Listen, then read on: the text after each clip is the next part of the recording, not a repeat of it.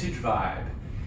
Yeah, it's been a little while since the last video. I want to thank you all for joining us, and we're going to kick it off right this Friday night. We're going to review, to make up for it, two pairs of infamous loudspeakers that would have come out in the 1970s. Now, if you're a JBL fan or collector, you'll love these. One is the pair of JBL C50 Olympus, straight from the gods. Big enough to be your kitchen table, well, also large enough to bury yourself in them, and some people would. We're also going to take a peek at JBL's slightly smaller brothers, the L200 Studio Masters. Still far too big to fit in the back of your Honda Civic and take home, but worth the try. So we'll take a peek at both pairs of speakers. We'll talk a little bit about the design. We'll talk a little bit about what to expect if you do happen to buy a pair of these, care and maintenance. We'll talk, well, most importantly, how they sound, what you can expect to pay for a pair, and whether or not they deserve a place in your vintage audio collection. Thanks a lot. Stick around and we'll talk soon. These are mammoth speakers by any standard at 185 pounds each. So don't kid yourself, you are going to break your back moving these. And once you put them in place, you're not going to want to move them again, even if they do block, well, your dining room door.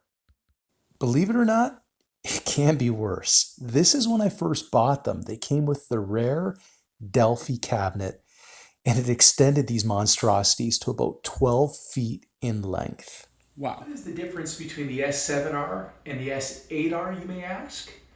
Well, if you're looking for or at a pair of C50s, this is an important difference because it really is the difference between a two-way loudspeaker system and a three-way system.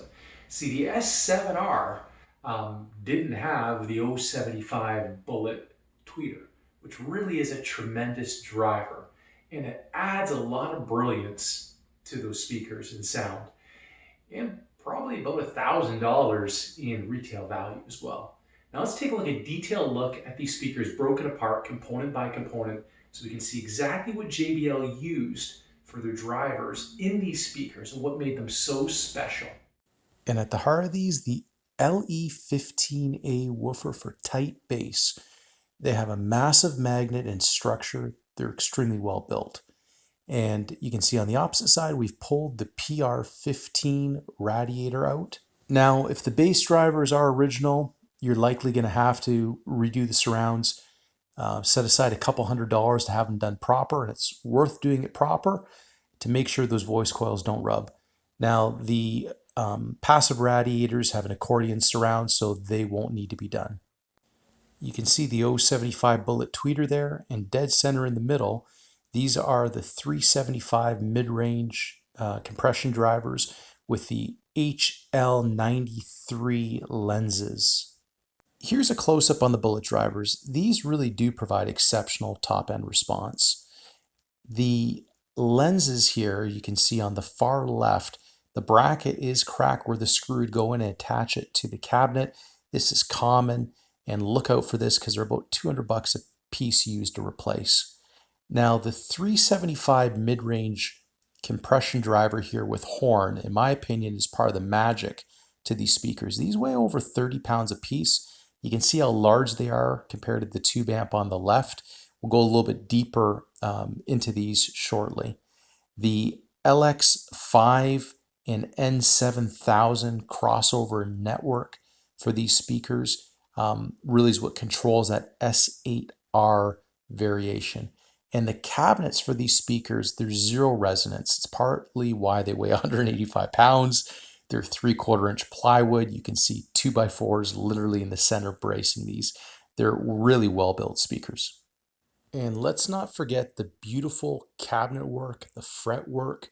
I mean, this is pure 1970s and part of the class and the charm. What would these have cost you back in 1975? Believe it or not, more than an AMC Gremlin, about $6,600. I mean, that's a lot of money. So these wouldn't have been in every Tom, Dick, and Harry's house. I mean, this would have been somebody, one, who had the real estate, because with that Delphi cabinet, you need about a 12-foot wide wall. This is the centerpiece, the pride and the joy. somebody who really appreciates heirloom quality furniture, something you can pass on to the next generation, somebody who really appreciates high fidelity music, because there were much less expensive options out there. Now today, interestingly enough, in 2021, they'll cost you about, well, the same amount, between $600 and $7,500. Now I've seen some go for about $5,500 to $6,000, but that's becoming more and more rare. A couple other things to look out for besides making sure the correct drivers are in there. And I think I might have mixed up one of them. It would have been I think the lens was the 91, but there's lots of information on Google. You can confirm those model numbers. If you have a chance to look at the back side of the drivers, there should be wax kind of seals where the screws are. And they say JBL on them. And I haven't seen anyone duplicate yet those seals or try to do that. And if they're there, it means they haven't been opened up. They haven't been mucked around. If they're missing, they've been opened, quite possibly a diaphragm has been changed, or there's been a repair. So the more original, the better.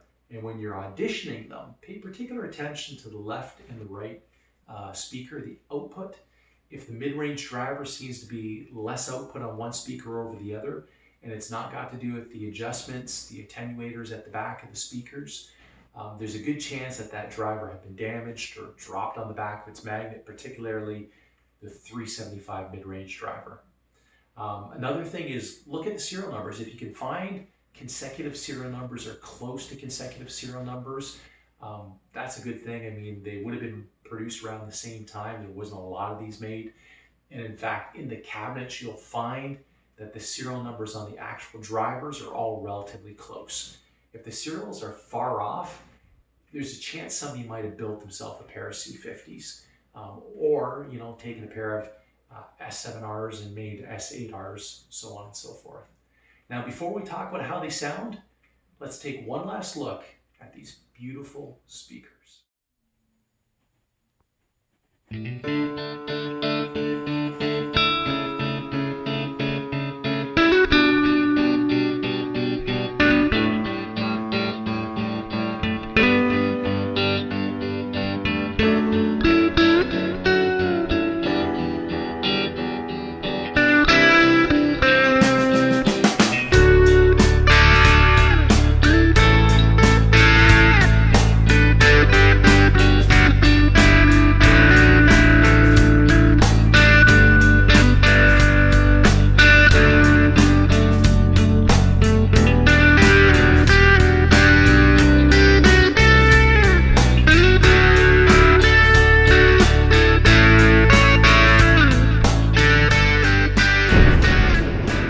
Introducing the Studio Masters. Also exceptionally well-built speakers with beautiful real veneers, high quality drivers, and exceptional sound quality. I mean, these are fun, punchy speakers with that JBL West Coast flavor. L200s. Now, I'm not going to do an in-depth review like I did with the C50, just more general impressions about these speakers. Now, I had them about the same time that I had the C50s, but unfortunately, I didn't have them nearly long enough. I really did enjoy these speakers, but not too long after I cleaned them up and refinished them, there was a new home that was found, and off they went. I always wanted a pair of L200s, and it is a speaker that I might, in fact, seek out and acquire again. And the reason why is because they give you a lot of, I think, what people like in the big JBL speakers. One, they're a great looking speaker. I love the stature of them where they're slightly leaning back.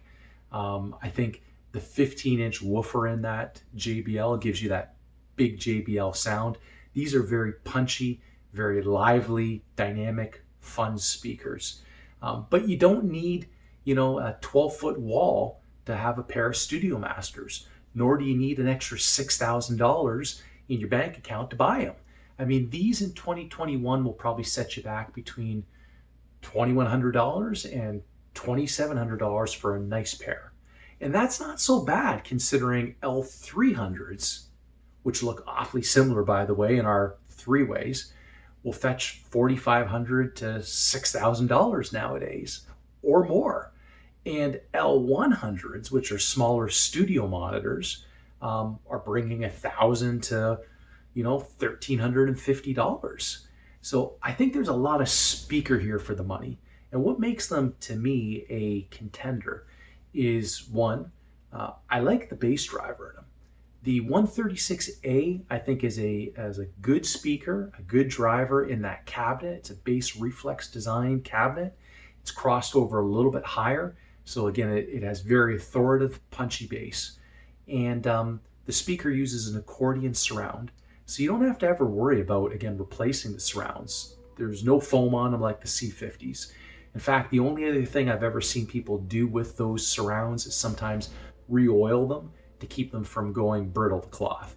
Or they'll put almost what I believe to be Vaseline on the actual surrounds as well to keep them supple.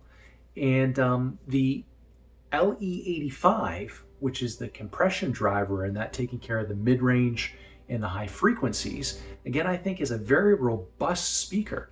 I haven't heard of anyone ever blowing one, and I think they do a great job reproducing the mid-range and the high frequency. They can achieve loud volumes with very little to no distortion. We'll talk a little bit about that in a moment. First, let's talk about a couple things to look out for if the L200 is something that perhaps you've got your eye on. So if you happen to find a pair of L200s, chances are you're going to find that the grills aren't original. In fact, they may look like a window screen, just like in this picture. Believe it or not, that's original.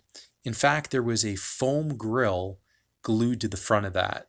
It was a decorative foam. It just deteriorated, fell apart, and well, this is what you're left with. Replacement foams can be found, and you can get them in blue, you can get them in burgundy, and I think black. But they'll run you over $300 for a pair on eBay. So if you can't find the original foams, which you likely won't because they all deteriorated, don't worry. A lot of people will take these frames that look again like a window screen, and they'll have actual fabric stretched over top of them. Or again, if you saved a few dollars because you didn't buy C50s, then maybe you can splurge and buy the original replacements off of eBay, which, by the way, use a better foam that won't deteriorate as quickly. Something else that's fairly common is the bases of these speakers have an MDF riser. And unfortunately, a lot of the big JBLs tend to be stored in basements where places could get damp. And I've seen a lot of them that have had water damage over the years, speakers in general, and these risers will typically absorb that moisture. And what you'll see is in the bottom corners of the speakers where the wood is mitered together, they'll actually start to swell and separate, as much so that you can probably take a dime and slide it in between there. So pay particular attention to the bottoms of these big speakers so that you don't get a pair that have been damaged. The only other thing to look out for with the L200s would be the L pads, the potometers or the controls in the front for the mid-range tweeter. Because of the positioning and the type of potometer that it is, I don't think they're very well sealed. They get noisy and scratchy, and unfortunately, to clean them, there's not just a couple screws in the front to undo. You have to remove the bass driver to get in there properly and clean them. So that's a little bit of, an annoyance and a hassle. But there's so much more to like about these speakers, and I want to talk to you a little bit about how they sound, because I think that's why you like them. They've got that big, lively JBL sound. They got that West Coast bump to them. The bass driver is a large displacement woofer that's crossed over a little bit higher, and you've got a bass reflex ported design. So this is the type of bass that you'll feel punchy in the chest if you've got it turned up.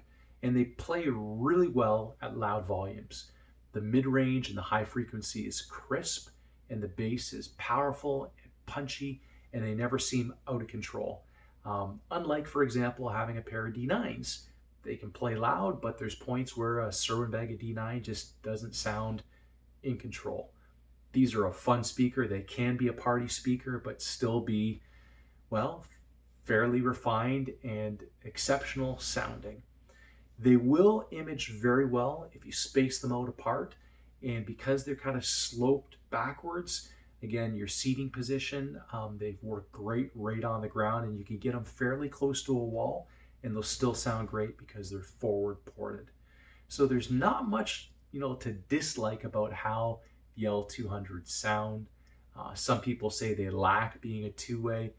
I don't think they do at all, and they're a great alternative for a JBL fan or somebody who wants their first pair of big JBL speakers. Final impressions, no, not on this, on the JBL. The C50 and the L200 are both tremendous speakers. That's the easiest way to put it. And they both embody everything I think JBL was in the 1970s. After living with them, I can understand why JBL fans can be so loyal to the brand. Now, that they both exited my living room, and I've got the NS1000 in place, if I was to pick one pair and bring it back, which pair would it be? Cost aside. Have to be the L200. And I know that sounds crazy, because the C50 is a far superior speaker in many ways.